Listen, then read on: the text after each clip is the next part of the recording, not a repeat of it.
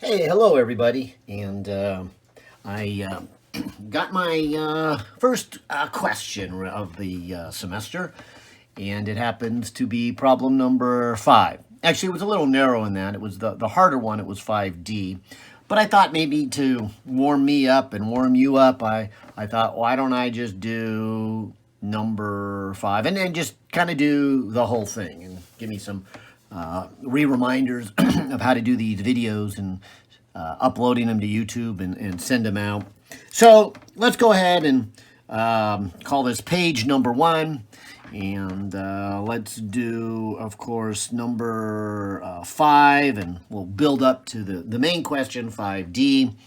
But I'll just read it here. It says a particle moving along the x-axis, and so maybe I'll just kind of draw an x-axis here. Moving along the x-axis in simple harmonic motion starts from its equilibrium position. Okay, so it starts right here at 0, the origin, at time equals to 0 and moves to the right. Okay, so it's going to kind of head off in this direction to the right first. The amplitude of the motion is 2 centimeters. So it continues out until it gets to 2 centimeters, and then it heads back to equilibrium, which means it's going to go the other way back to a negative 2 centimeters, and then completes one cycle getting back to the origin.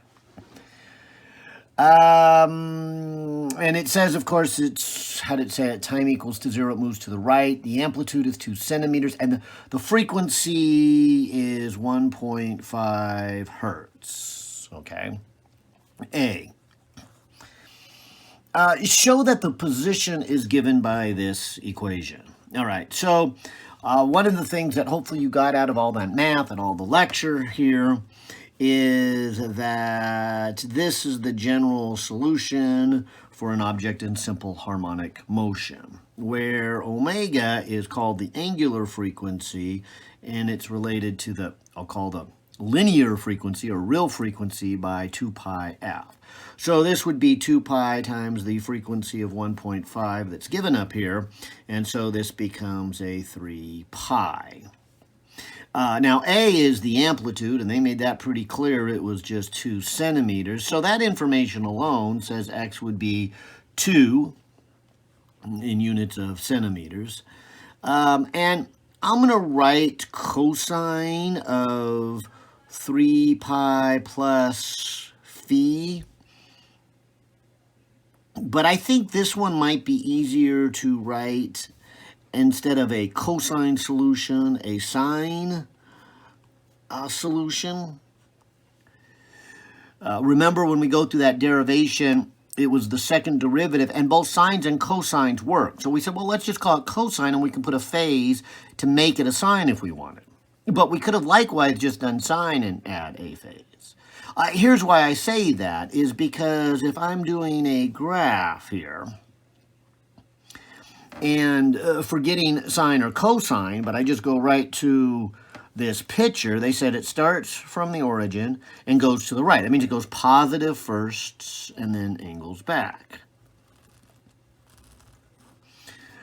So that would be the solution of just a sine without then any added phase. So that would be then an answer that would just look like this. 2 centimeters times sine of 3 pi t. Oh, I'm sorry, I forgot the t in there, t. And so when looked at it that way, there's no phase. But now, that's not quite how the lecture is. So if you would prefer, okay, and I'll come over here, is looking at a cosine function. And so a cosine function, you know, looks like this. Looks like my pen's getting a little dry here. Maybe this will be the last time I use this one. But the phase then, or let me draw backwards in time. We would want to put a phase shift so that it looks like this. That is, we'd want to kind of pick up the whole graph and move it this way. And so if I shift the graph over, I would be moving it by a pi over 2.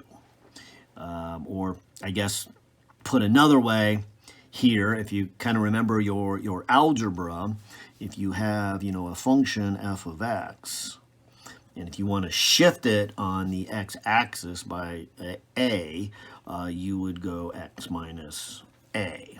So I really want to take a cosine and shift it by a pi over 2. So if you're a little more interested in staying focused on the cosine function, we would have this cosine of 3 pi t, and then we would have to shift it by pi over 2. Now, personally, shifting it pi over 2 just makes it look like a sine, and so I like to just say, hey, just look at the math or read the math. Shifting it by this pi over 2 is what a sine is. So again, we would get to that. Let me. I don't see a red one right away, but I'll grab one of my favorite ones here because I just had commented that if I'm kind of reading the math of what's going on, and look at this pen right here. Can you see it on the video? What does it say on etched on the pen there? Read the math. So good. So I got my read the math pen. And so another way of kind of getting this same thing is to then just say it's a cosine shifted by pi over 2. Like I said, it's probably easier just to visualize it as a sine with no shift. But visualizing it as a cosine with a shift, then you can do the trig identities, which is, let's see, cosine of the first times the cosine, and I'm going to think of this as a plus a negative pi over 2, because it's cosine of the first, oh boy, this is why Appendix B of your survey is really so nice. But it's cosine of the first and then cosine of the second minus the sine of the first times the sine of the second. And so if you handle it this way, here you'll have cosine of negative pi over 2. Well, here's a cosine function. Negative pi over 2 is a 0, so that one goes away. And then here you have a negative, but you also have sine of negative pi over 2. And so coming to this one's a picture of a sine over 2. Here's negative pi over 2. That's a negative 1. So that negative 1 and that negative 1 make a positive, and then it's sine of 3 pi t. And so finally we just get to 2 times the sine of 3 pi over t. So if you want to stick to the more mathematical approach of the cosine and then shift it and then work out the trig identities, fine. But I think you might be skipping the visual picture and the math of what's going on. And so you're doing a lot of good math, but you're missing the physics. So, and it's much easier in this case just to see the physics than it is to go through all the math. But anyways, there's A. And like I said, that really wasn't even the question, but I thought I'd go through it, and I didn't realize A would be quite so interesting and entertaining of doing a sine or a cosine. All right, let's go to part B of this problem. Part B says, and what number was this? Oh, okay. So, yeah, show that the position is given by, okay, so I got that. That's A. Now, determine the maximum speed and the earliest time, greater than 0, of which this particle has this speed. All right. Well, a couple ways we could do that. Again, more mathematical or physical, kind of our choice. But I'll start with the equation for velocity, which is the derivative of position. And since we just did in part A the equation for position, I'll just copy that down, 2. And let me just drop the centimeter if that will be okay. And then 3 pi t. So if I take the derivative, the 2 is a constant, it poles in front. The derivative of a sine is a cosine. And the chain rule would make a 3 pi. And so this is 6 pi times cosine of 3 pi over t. Okay. And so at this point, again, kind of our choice, depending on how you want to do this.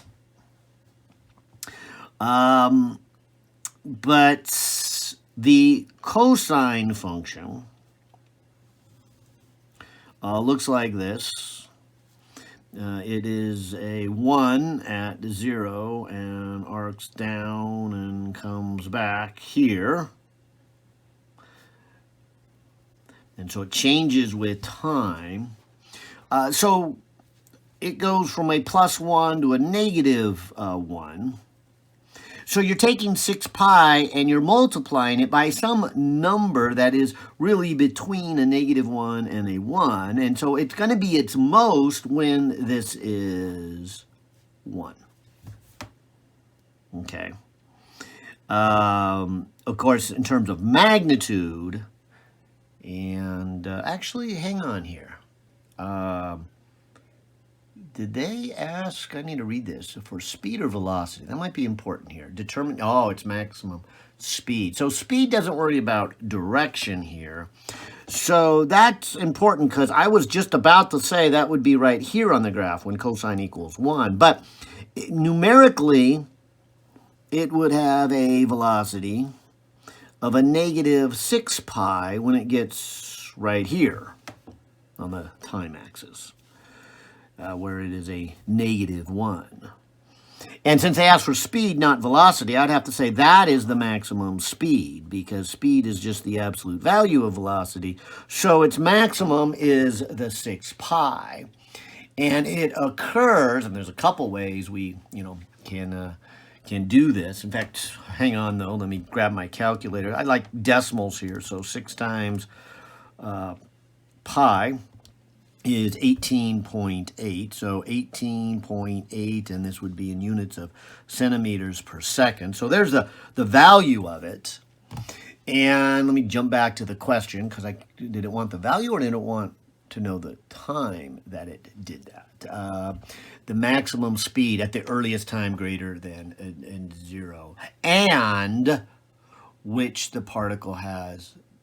Find the maximum speed and the earliest time. So it's 2 parts. So I found the maximum speed. So the earliest would be, and so I can just look at it right here, would be when cosine of 3 pi t actually equals -1. And since we're dealing with radians here, then this would be inverse cosine. So when 3 pi t equals, and then this must be pi, and I guess t would equal 1/3 of a second.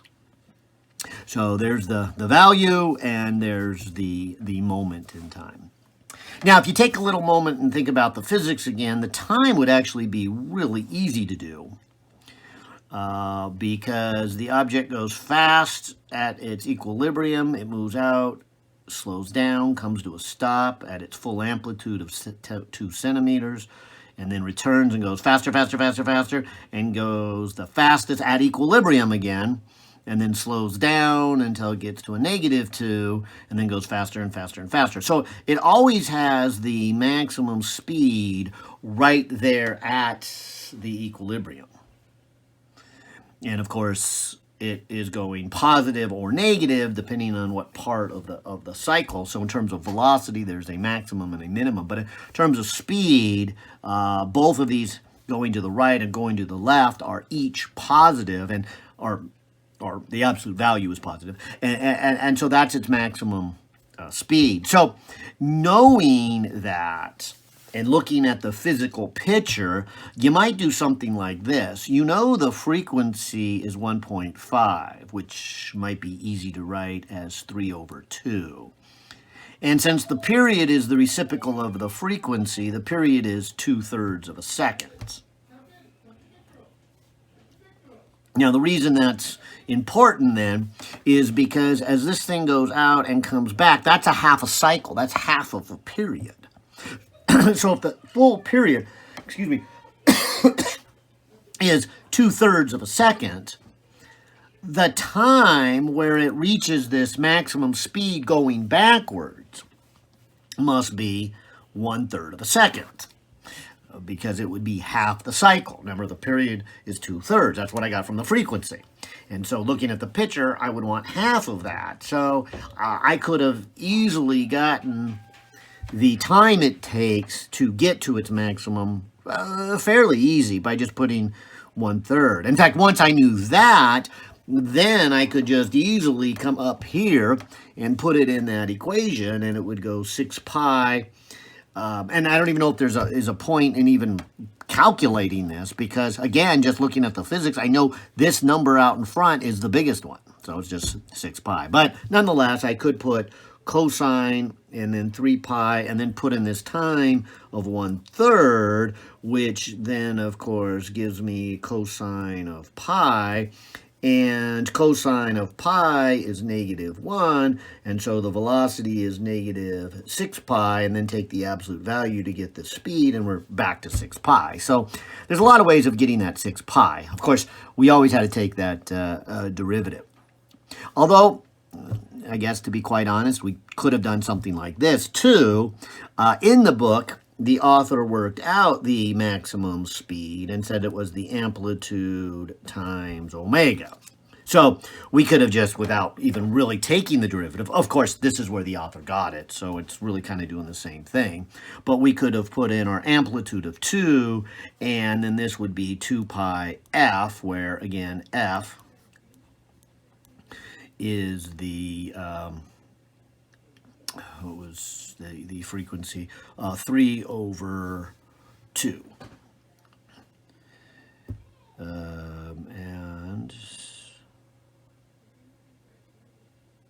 what did I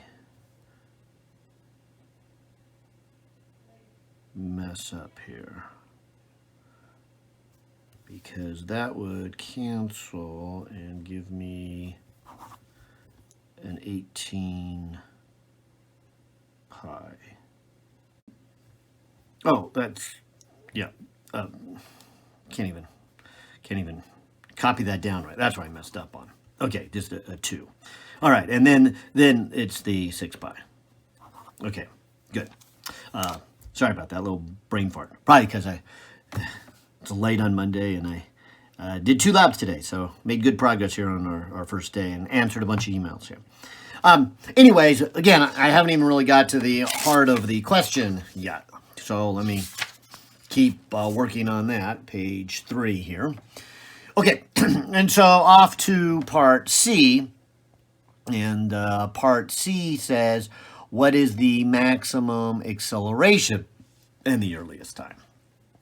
Okay, so again, acceleration would be to take the derivative yet again.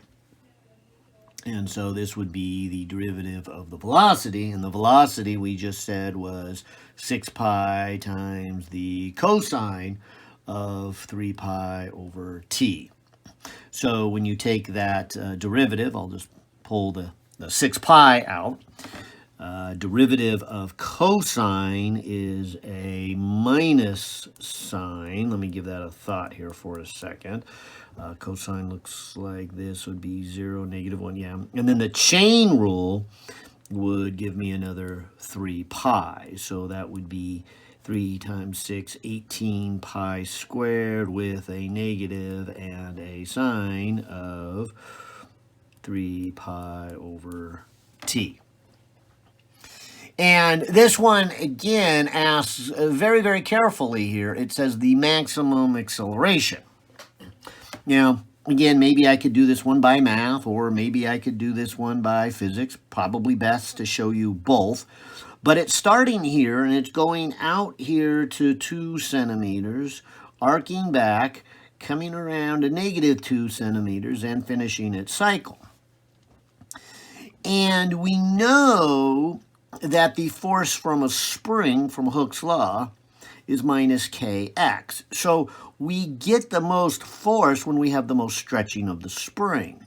And of course, the most force also results in the most acceleration. So keeping the physics in mind, I must have the most acceleration when I have the most force, which is when it is stretched the most. So the most acceleration must happen on these endpoints. And when it's in this direction, which I'll call positive, it's being pulled in the negative direction.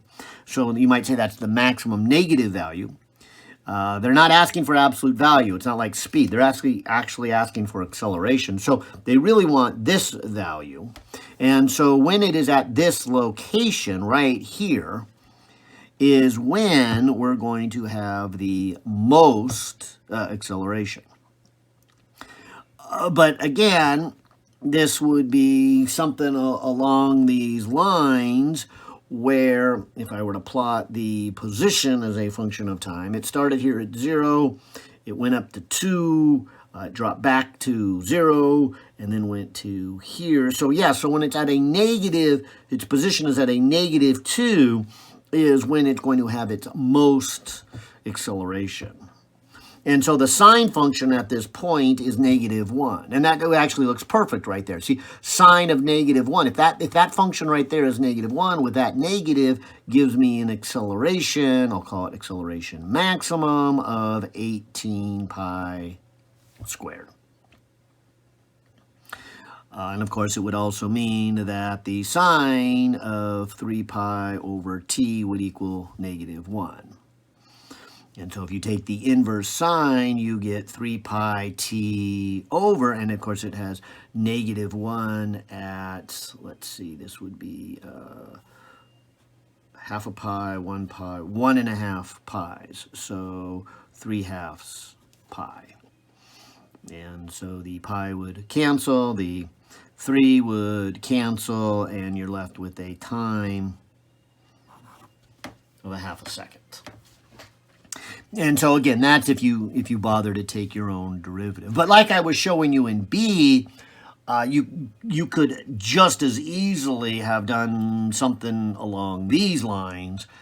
You could have just simply said, well, let's look at the physics of this motion. We said earlier that a whole cycle is 2/3 of a second. And from here on back to here, that's half of a cycle. And then here is 3/4 of a cycle.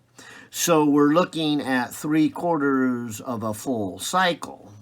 Now remember, a full cycle is 2/3.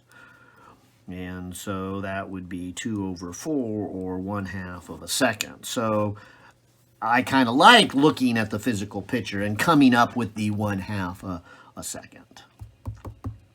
Whereas, of course, if going through the math, I get the same thing. And of course, the author worked out an equation that said you would get the maximum of this value. So you could just kind of plug that in too. The amplitude is 2. The angular frequency is 2 pi times the regular frequency or linear frequency, which is 2/3, and square that. The 2 would cancel off, and so that 3 squared is a 9, and a 9 and a 2 make an 18, and then you would have a pi squared, and so sure enough you get that 18 pi squared. And so I'll go 18 times pi and even square it just to get a decimal, but we're looking at about 178 centimeters per second squared for the acceleration here, the maximum acceleration then in C here, and occurring at half a second, whether you want to kind of look more at the physical picture or the, running through the mathematics here. Okay, so finally, getting on to page 4 and getting to what motivated me to do this problem, which was the part D of it.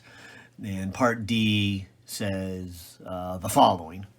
Part D, let me find it here, says, what is the total distance traveled in 0 to 1 second? Now, I'm glad I was showing you more of the physical picture because I think this might be best done with the physical picture. Remember, it starts here, and it's going to come out to this 2, go back to 0, arc around, and go to -2, and come back and finish a full cycle in 2/3 of a second, which is what we concluded way back in part, was it A? No, it was part B, where we said the period was 2/3. All right, so it at least traveled 2, 2, 2, and 2. So that's a total so far of 8. So I'm going to put an 8 and then add more to it. But it's gone 8 so far in a full cycle.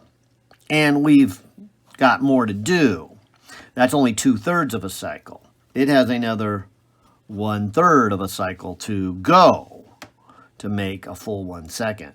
Well, that's perfect. 1/3 of a second is actually half of a full cycle. So that means it's going to turn and go to its maximum and come back again. So it's going to go 2 more out and 2 more back. So that's another 4. And so that's where the 12 comes in here. And that really was the question that I got. How in the world did the solutions just take an 8 plus a 4 and come up with a 12? But that's how. They realized it would be 1 full cycle and then another half. And a full cycle is 2 out, 2 back, 2 to the left, and 2 back. So that's 8. And then another half cycle would be out and back. So that's 2 and 2 for a 4. And 8 plus 4 is 12. All right. That was pretty good. Take care.